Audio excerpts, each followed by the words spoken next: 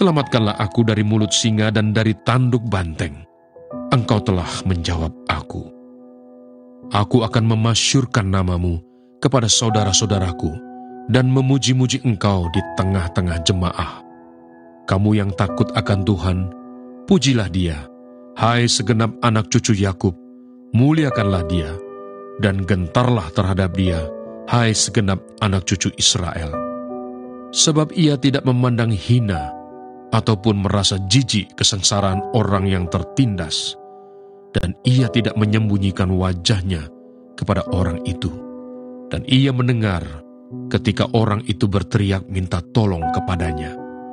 Karena Engkau, aku memuji-muji dalam jemaah yang besar. Nazarku akan kubayar di depan mereka yang takut akan Dia.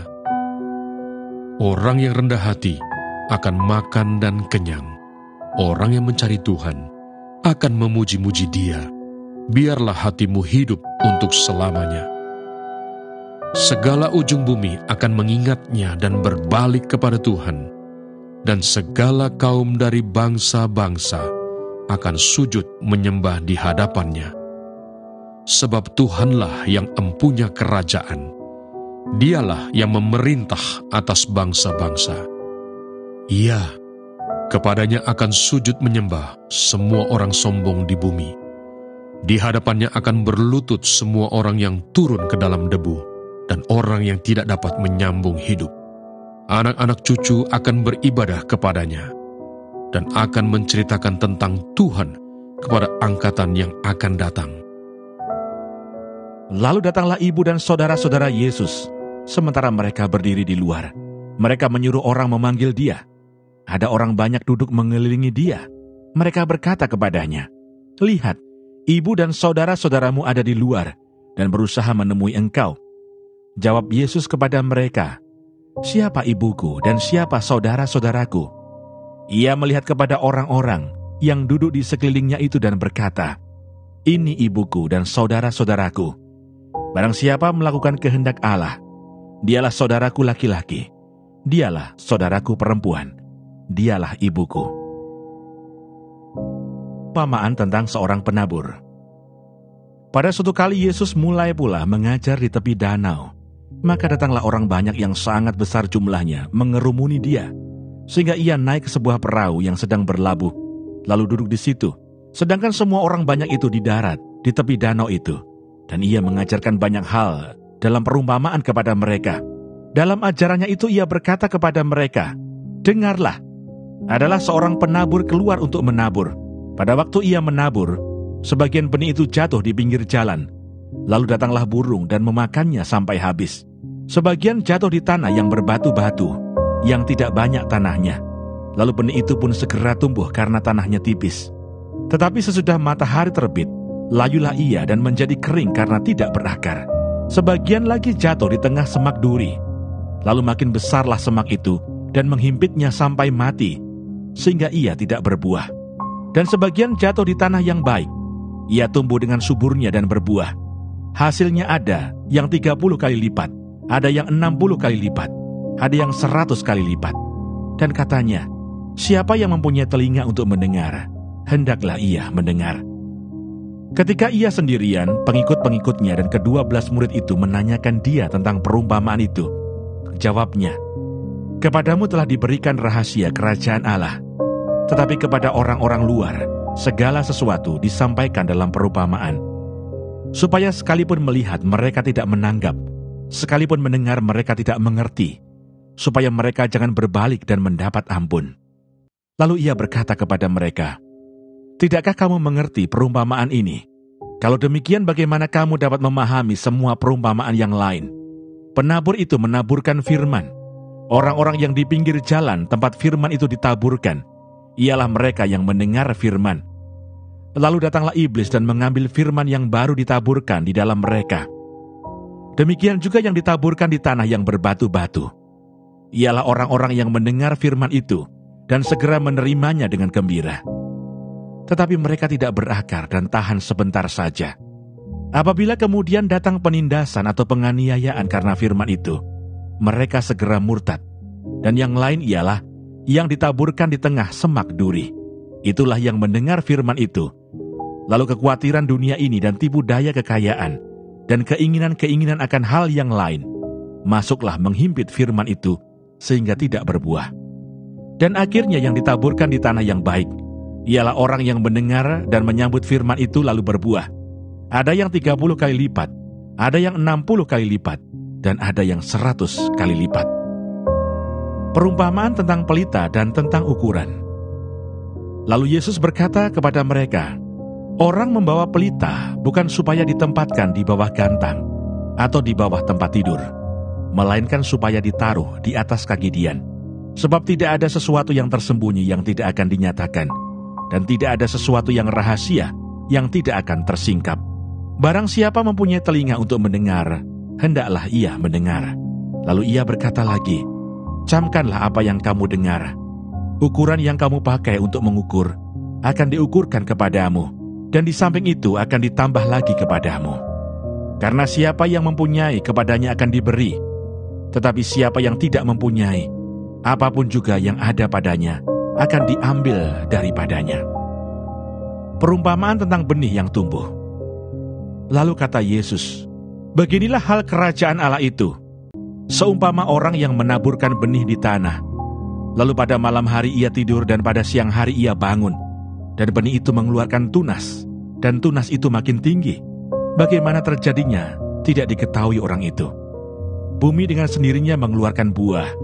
Mula-mula tangkainya, lalu bulirnya, kemudian butir-butir yang penuh isinya dalam bulir itu. Apabila buah itu sudah cukup masak, orang itu segera menyabit, sebab musim menuai sudah tiba. Keluaran pasal 23.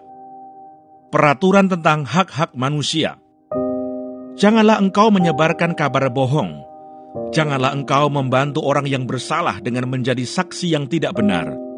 Janganlah engkau turut-turut kebanyakan orang melakukan kejahatan, dan dalam memberikan kesaksian mengenai sesuatu perkara, janganlah engkau turut-turut kebanyakan orang membelokkan hukum.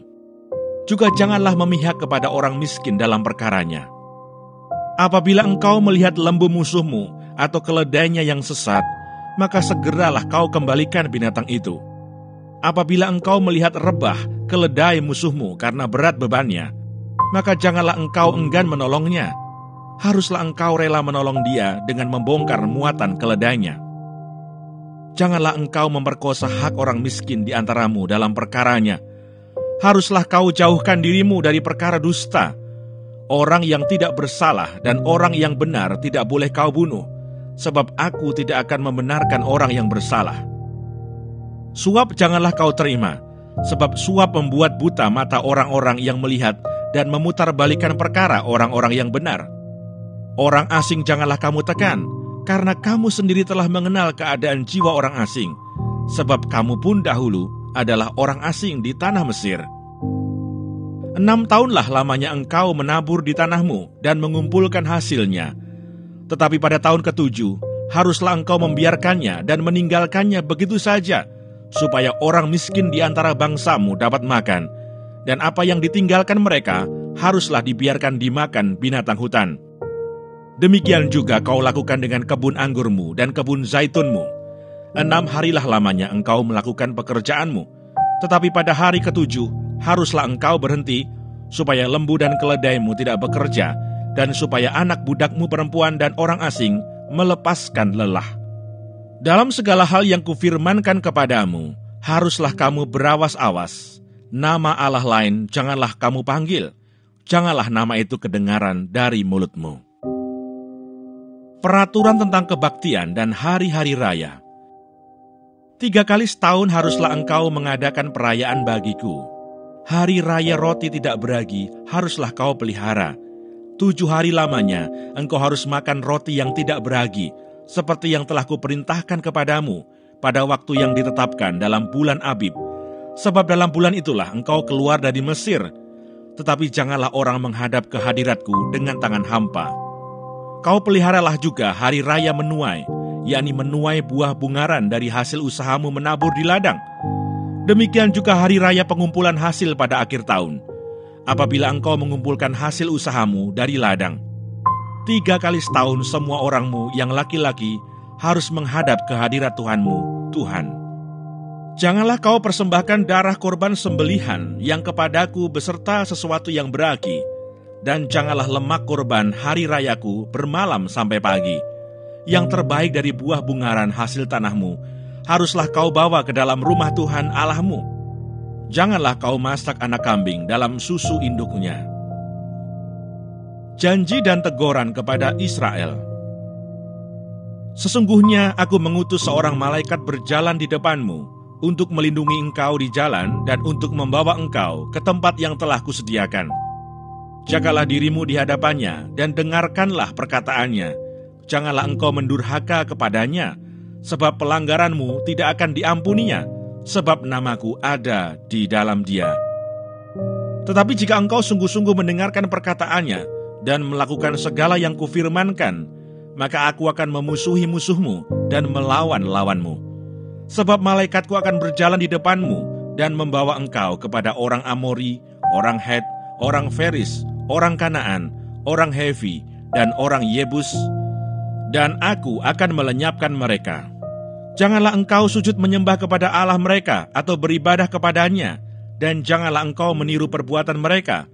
Tetapi haruslah engkau memusnahkan sama sekali patung-patung berhala buatan mereka, dan tugu-tugu berhala mereka haruslah kau remukkan sama sekali. Tetapi kamu harus beribadah kepada Tuhan Allahmu, maka Ia akan memberkati roti makananmu dan air minumanmu, dan aku akan menjauhkan penyakit dari tengah-tengahmu.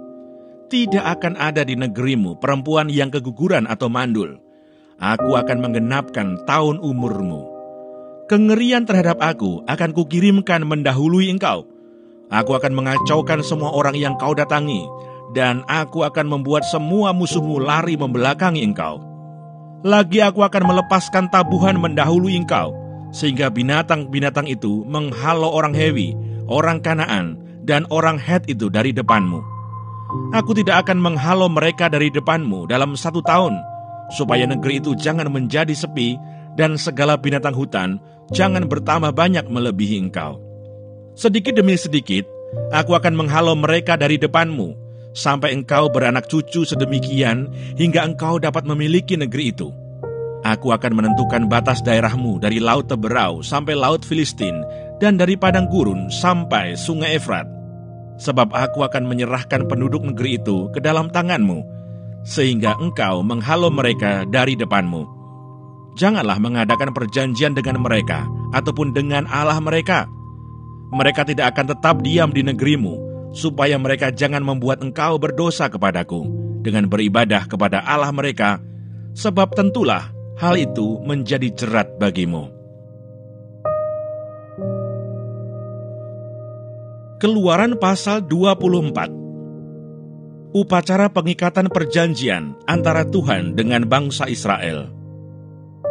Berfirmanlah Ia kepada Musa, "Naiklah menghadap Tuhan, engkau dan Harun, Nadab dan Abihu, dan 70 orang dari para tua-tua Israel, dan sujudlah kamu menyembah dari jauh." Hanya Musa sendirilah yang mendekat kepada Tuhan, tetapi mereka itu tidak boleh mendekat, dan bangsa itu tidak boleh naik bersama-sama dengan dia. Lalu datanglah Musa dan memberitahukan kepada bangsa itu segala firman Tuhan dan segala peraturan itu. Maka seluruh bangsa itu menjawab serentak, "Segala firman yang telah diucapkan Tuhan itu akan kami lakukan." Lalu Musa menuliskan segala firman Tuhan itu. Keesokan harinya, pagi-pagi didirikannya mezbah di kaki gunung itu, dengan 12 tugu sesuai dengan ke-12 suku Israel. Kemudian disuruhnyalah orang-orang muda dari bangsa Israel. Maka mereka mempersembahkan kurban bakaran dan menyembelih lembu-lembu jantan sebagai korban keselamatan kepada Tuhan. Sesudah itu Musa mengambil sebagian dari darah itu, lalu ditaruhnya ke dalam pasu. Sebagian lagi dari darah itu disiramkannya pada mezbah itu. Diambilnyalah kitab perjanjian itu, lalu dibacakannya dengan didengar oleh bangsa itu, dan mereka berkata, "Segala firman Tuhan akan kami lakukan dan akan kami dengarkan." Kemudian Musa mengambil darah itu dan menyiramkannya pada bangsa itu serta berkata, "Inilah darah perjanjian yang diadakan Tuhan dengan kamu berdasarkan segala firman ini. Dan naiklah Musa dengan Harun, Nadab dan Abihu, dan 70 orang dari para tua-tua Israel. Lalu mereka melihat Allah Israel, kakinya berjejak pada sesuatu yang buatannya seperti lantai dari batu nilam, dan yang terangnya seperti langit yang cerah. Tetapi kepada pemuka-pemuka orang Israel itu, tidaklah diulurkannya tangannya. Mereka memandang Allah, lalu makan dan minum. Musa di Gunung Sinai. Tuhan berfirman kepada Musa, "Naiklah menghadap aku ke atas gunung dan tinggallah di sana. Maka aku akan memberikan kepadamu loh batu, yakni hukum dan perintah yang telah kutuliskan untuk diajarkan kepada mereka." Lalu bangunlah Musa dengan Yosua abdinya, maka naiklah Musa ke atas gunung Allah itu. Tetapi kepada para tua-tua itu ia berkata, "Tinggallah di sini menunggu kami, sampai kami kembali lagi kepadamu. Bukankah Harun dan Nur ada bersama-sama dengan kamu? Siapa yang ada perkaranya, datanglah kepada mereka." Maka Musa mendaki gunung dan awan itu menutupinya.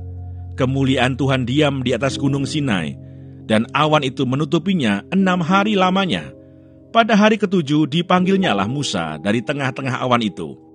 Tampaknya kemuliaan Tuhan sebagai api yang menghanguskan di puncak gunung itu pada pemandangan orang Israel. Masuklah Musa ke tengah-tengah awan itu dengan mendaki gunung itu.